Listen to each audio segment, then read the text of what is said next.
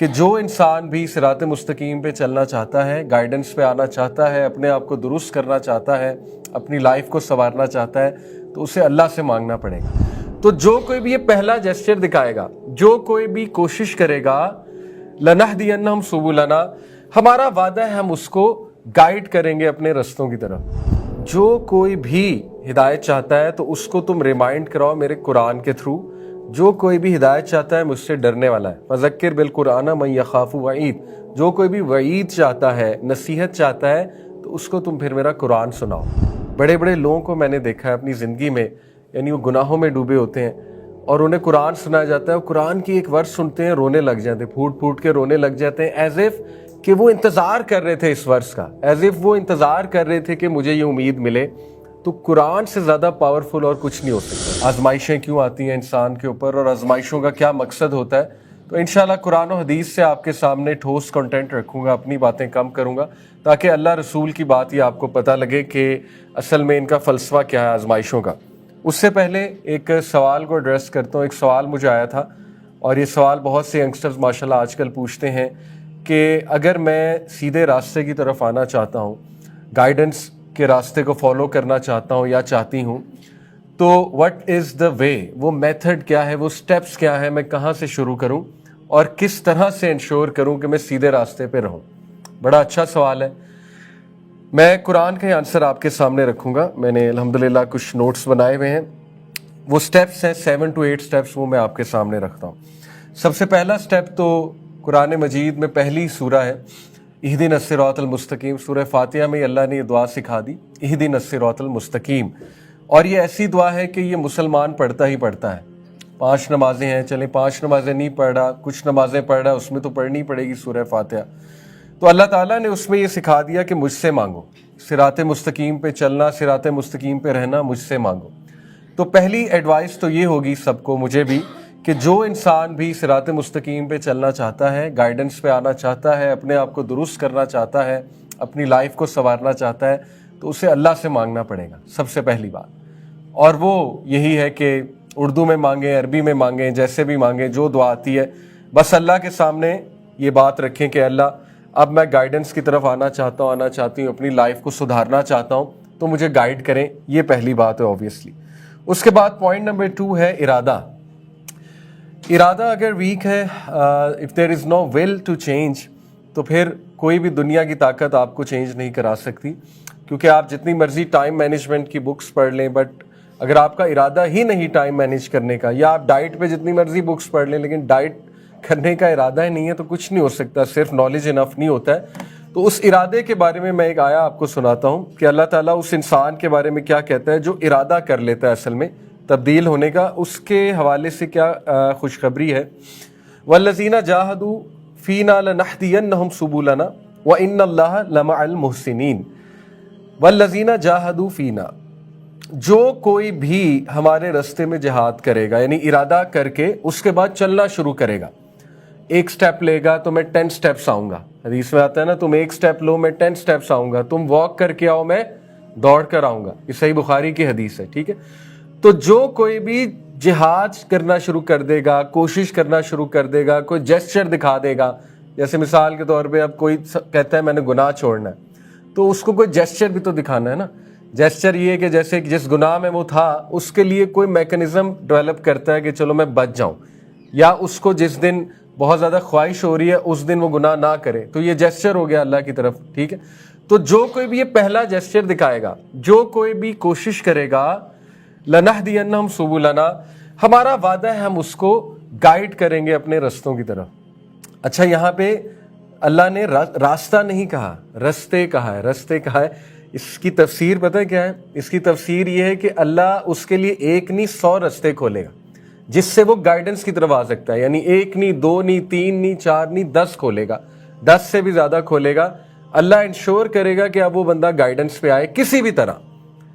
May be اللہ کوئی دوست اس کا ایسا بنا دے گا دیندار، مے بی کوئی کلاس میں لے آئے گا اللہ، مے بی کوئی اسکالر اٹیچ کر دے گا، مے بی اسے حج اور عمرے پہ لے جائے گا، مے بی اللہ تعالیٰ جو ہے وہ اسے کوئی گناہ کی نفرت ڈال دے گا، گناہ ڈیلے کروا دے گا۔ یعنی اللہ کے لیے کیا مشکل ہے، اللہ کے لیے راستے ہی راستے ہیں، ٹھیک ہے۔ تو سبلنا کہ رستے ہی رستے کھول دے گا اللہ تعالیٰ اس کے لیے، ٹھیک ہے۔ وَإِنَّ اللَّهَ لَمَعَ الْمُحْسِنِينَ، بے شک اللہ تعالیٰ محسنین کے ساتھ ہے. محسنین وہی ہیں جو ارادہ کرتے ہیں. تو دوسرا پوائنٹ ہے کہ ارادہ اسٹرانگ کرنا پڑے گا. صرف یہ انف نہیں ہے کہ میں نے چینج ہونا ہے، ٹھیک ہے، ارادہ نیڈس ٹو بی دیئر. اس کے بعد تیسرا بہت خوبصورت جو ہمیں اللہ تعالیٰ نے گائیڈ لائن بتائی، ہم اسٹیپ بائی اسٹیپ چل رہے ہیں. جو انسان چینج ہونا چاہتا ہے، کنسسٹنٹ رہنا چاہتا ہے، اس کو قرآن سے جڑنا پڑے گا. That's it, no other answer, کوئی اور آنسر نہیں ہے.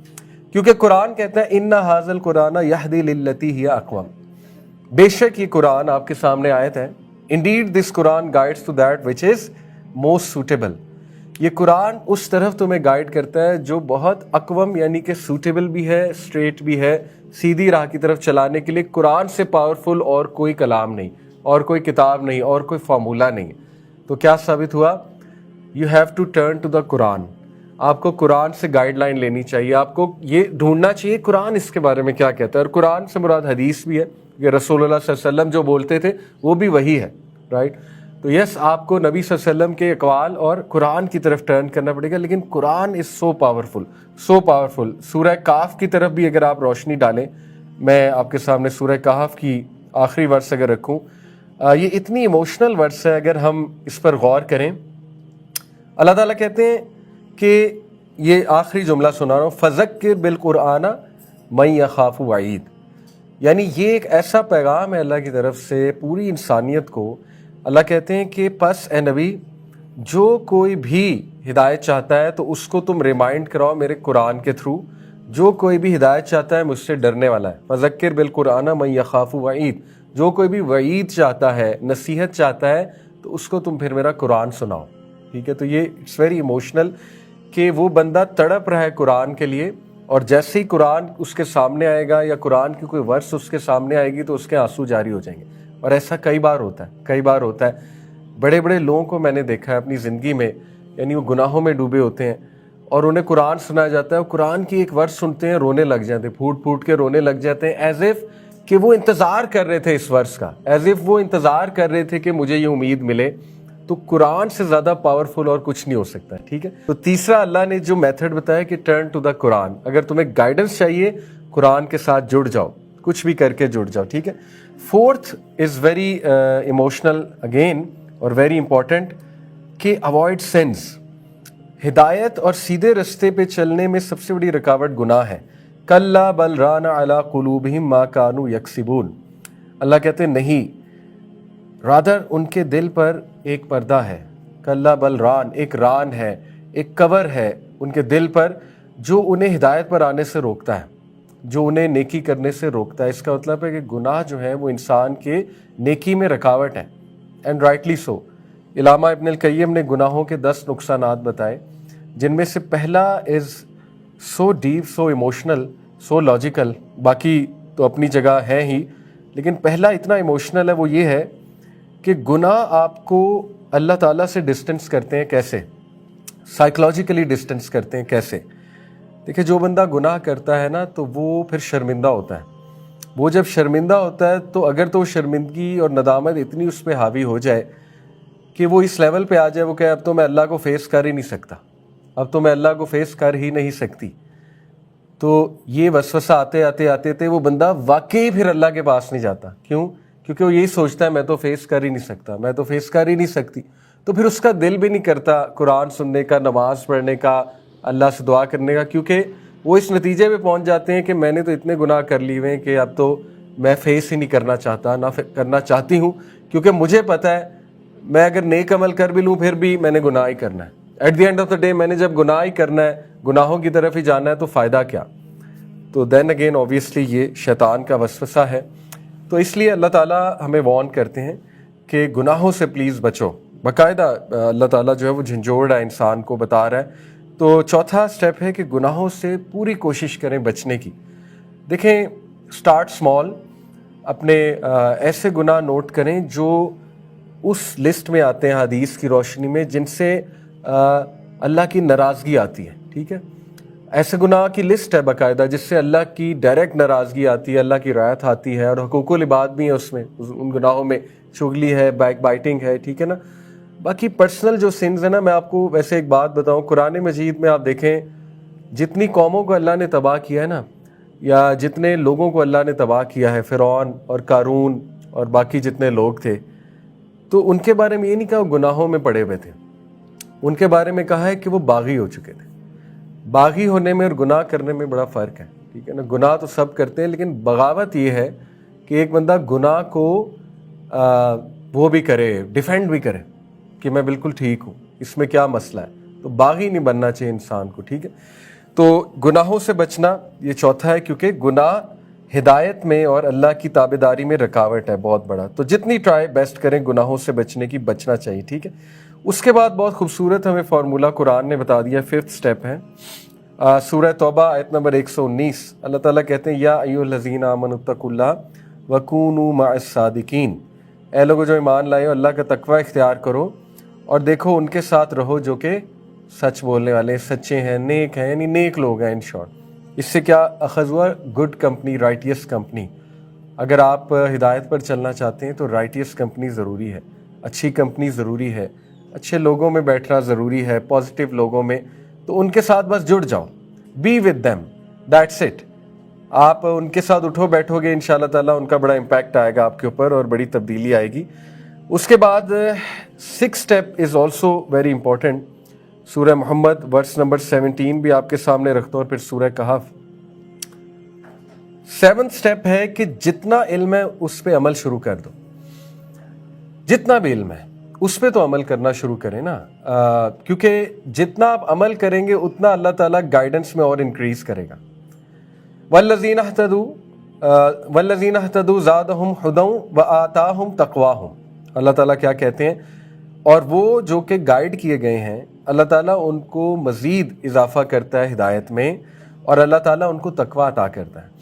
تو اس سے اسکالرز نے پوائنٹ اخذ کیا کہ اصل میں اس سے مراد یہ ہے کہ جو لوگ عمل شروع کر دیتے ہیں آٹومیٹکلی اللہ تعالیٰ مزید اضافہ کر دیتا ہے گائیڈنس میں اور صراط مستقیم پہ چلانا شروع کر دیتا ہے انہیں۔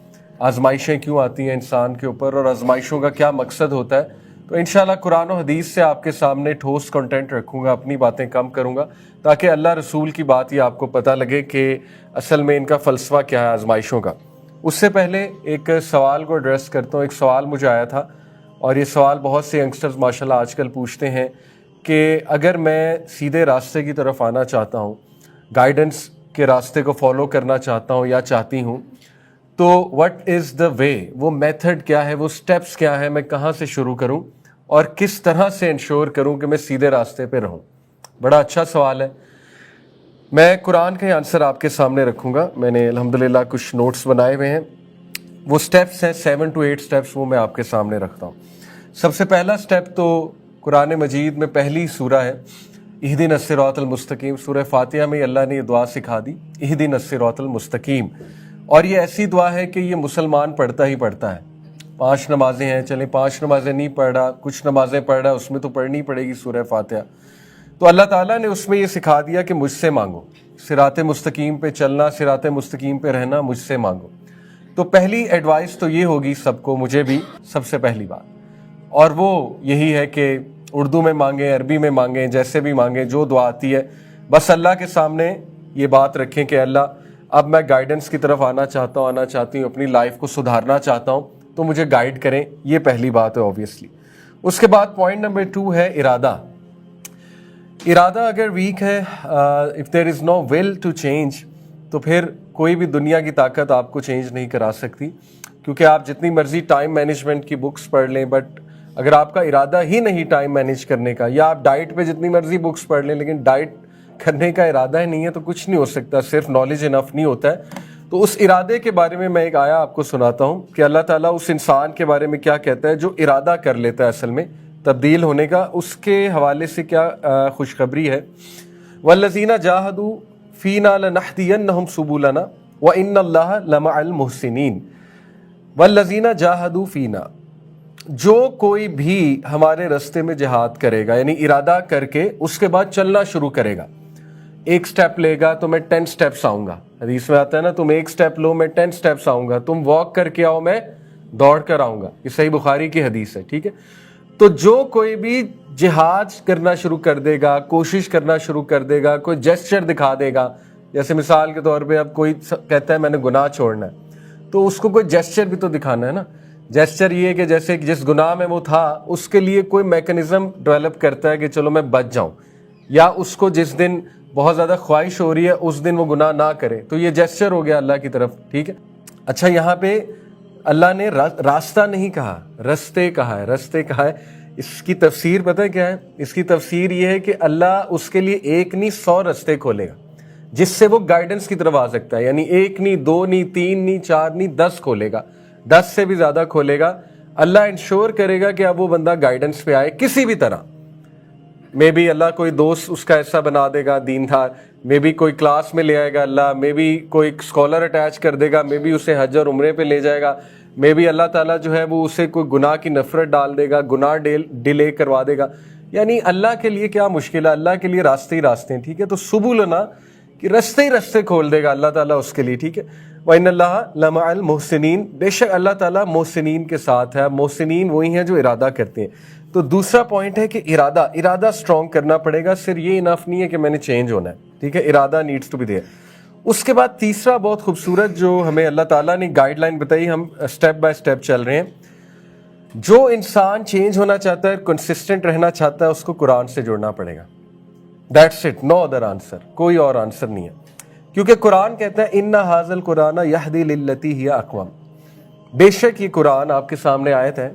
Indeed this Quran guides to that which is most suitable, ये कुरान उस तरफ तुम्हें गाइड करता है जो बहुत अक़वम यानी कि सूटेबल भी है, स्ट्रेट भी है, सीधी राह की तरफ चलाने के लिए। कुरान से पावरफुल और कोई कलाम नहीं, और कोई किताब नहीं, और कोई फार्मूला नहीं है। तो क्या साबित हुआ? You have to turn to the Quran. आपको कुरान से गाइडलाइन लेनी चाहिए, आपको ये ढूंढना चाहिए कुरान इसके बारे में क्या कहता है। और कुरान से मुराद हदीस भी है, ये रसूलुल्लाह सल्लल्लाहु अलैहि वसल्लम जो बोलते थे वो भी वही है, राइट। तो यस, आपको नबी सल्लल्लाहु अलैहि वसल्लम के अक़वाल और कुरान की तरफ टर्न करना पड़ेगा। लेकिन Quran is so powerful, so powerful. सूरह काफ की तरफ भी अगर आप रोशनी डालें, मैं आपके सामने सूरह काफ की आखिरी वर्स अगर रखूँ, ये इतनी इमोशनल वर्स है, अगर हम इस पर गौर करें। अल्लाह ताला कहते हैं कि ये आखिरी जुमला सुना रहा हूँ, फ़ज़क्किर बिल कुरआन मन यख़ाफ़ु वईद। यानी ये एक ऐसा पैगाम है अल्लाह की तरफ से पूरी इंसानियत को। अल्लाह कहते हैं कि पस ए नबी, ठीक है। तो तीसरा अल्लाह ने जो मेथड बताया कि टर्न टू द कुरान, अगर तुम्हें गाइडेंस चाहिए कुरान के साथ जुड़ जाओ, कुछ भी करके जुड़ जाओ, ठीक है। Fourth is very emotional again और वेरी इंपॉर्टेंट कि अवॉइड सिंस। हिदायत और सीधे रास्ते पे चलने में सबसे बड़ी रुकावट गुनाह है। कल्ला बल राना अला कुलूबिहिम मा कानू यक्सिबून। अल्लाह कहते नहीं, रादर उनके दिल पर एक पर्दा है।